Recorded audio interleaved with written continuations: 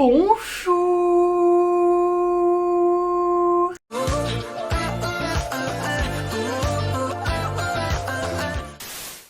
Aujourd'hui je suis ravie de vous retrouver pour vous parler de tous les dramas que j'ai en cours de visionnage et vous allez voir, il y a de sacrés pépites les gars. Le premier dont on va parler c'est The Eclipse qui est une boys love qui est sortie, si je ne me trompe pas, cette année et qu'on a je pense tous attendu avec grande impatience parce que ça parlait soi-disant d'une malédiction, il allait avoir un espèce de thriller, mystère, etc.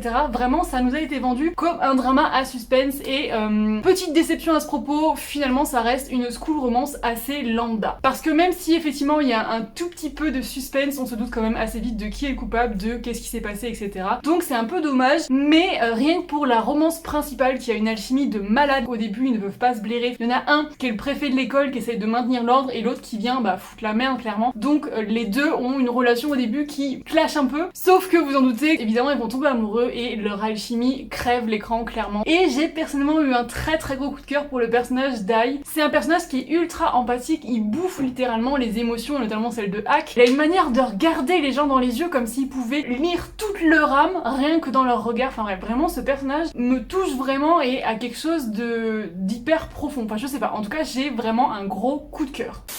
Ensuite j'ai commencé A Tale of 1910, mes prononciations vous avez l'habitude, 1938, je vous ferai pas l'affront de vous le dire en anglais hein. Et du coup je suis trop contente de revoir les personnages de la saison 1 dans une nouvelle saison et franchement c'est trop chouette parce que t'as notre héros qui repart dans le passé, qui retrouve son frère et tout le reste. Ça se passe du coup en 1938 durant la période coloniale japonaise en Corée. C'est vraiment une période historique que j'aime beaucoup parce que ça apporte son lot de décors, de faits historiques, etc.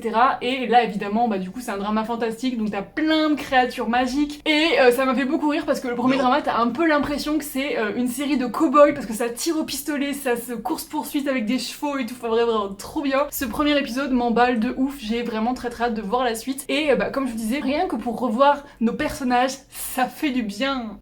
Ensuite, je suis en train de terminer New Life Begin, qui est un drama chinois, un énorme coup de cœur, je pense, mon plus gros coup de cœur niveau drama chinois de cette année. J'ai vraiment tout aimé, enfin j'aime tout de cette série. Ça parle en fait de l'état de Xin qui dirige 7 autres états ou 6 autres états, je sais plus trop, et chaque état est obligé d'envoyer en fait une concubine pour les princes de l'état de Xin. Et notre héroïne vient d'un état où les femmes et les hommes sont égaux, et elle arrive dans un état où les femmes ne sont pas les égales des hommes, et elle ne comprend pas le fonctionnement, pour elle c'est inconcevable. Et c'est un drama qui est hyper féministe. T'as vraiment une bande de copines qui se forme, une bande de copines qui va se soutenir contre monts et marées et surtout contre leur mari et c'est juste incroyable. Franchement, j'ai vraiment adoré les vibes de ce drama, j'ai vraiment adoré tous les messages qu'on a voulu faire passer. Je trouve que voir toutes ces filles se réunir pour se battre ensemble pour elles, pour leur futur et pour le futur des autres femmes du royaume, c'est juste magnifique. Et si vous adorez la bouffe, en plus, vous allez voir, il y a une ribambelle de plats trop chouette parce que l'héroïne est hyper gourmande et elle va monter un restaurant et du coup on voit un peu tous les plats de tous les états et ça met l'eau à la bouche. La réalisation est incroyable, les costumes sont magnifiques. C'est, je pense, les plus beaux costumes d'un drama historique chinois que j'ai vu. Franchement, tout est hyper soigné, c'est magnifique.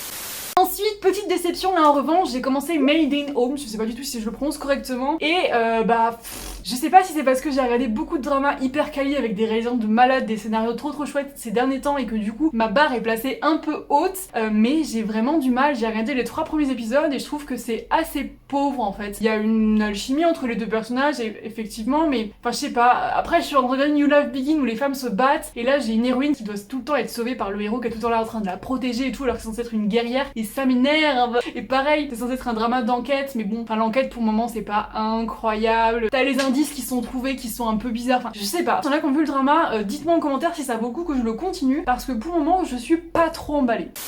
Et enfin, j'ai vu les 3 premiers épisodes de Bloodhound, je sais pas comment ça se prononce, qui est une grosse claque. Je pense qu'on l'attendait tous avec une grande impatience ce drama, déjà parce que le casting, les gars, et puis parce que les dramas d'action, en général, les Coréens sont vraiment très bons. Dès le premier épisode, j'ai accroché tout de suite. On a un héros qui est si doux, si gentil, si empathique. Franchement, il fait de la boxe et c'est trop mignon parce que quand il a mis son adversaire à terre, après il va le voir pour lui demander ça va, t'as pas trop mal. Enfin vraiment, c'est ce genre de personne tellement adorable et il va se faire avec l'un des boxeurs contre lequel il a gagné et leur bromance, leur amitié est juste incroyable. Franchement il y a quelque chose qui les lie, qui est trop beau, c'est vraiment comme 2 vrais frères. Ils se connaissent depuis peu de temps et pourtant ils ont une relation qui est juste fusionnelle. La réalisation est incroyable, les scènes de combat, les scènes de combat, les gars, d'ailleurs à la fin de l'épisode 1, vous allez voir, ceux qui ont vu savent, mais il y a une scène absolument abominable où le héros se fait littéralement démonter et je n'arrivais même pas à la voir, genre regarder comme ça et tout, j'avais les mains qui tremblaient d'émotion les gars tellement j'étais impliquée dans le truc. Je pense que c'est un drama qui est ultra prometteur, donc là j'ai vu que les 3 premiers épisodes mais de ce que j'ai vu, je suis à fond, t'as une espèce d'enquête, t'as des super méchants qui font flipper et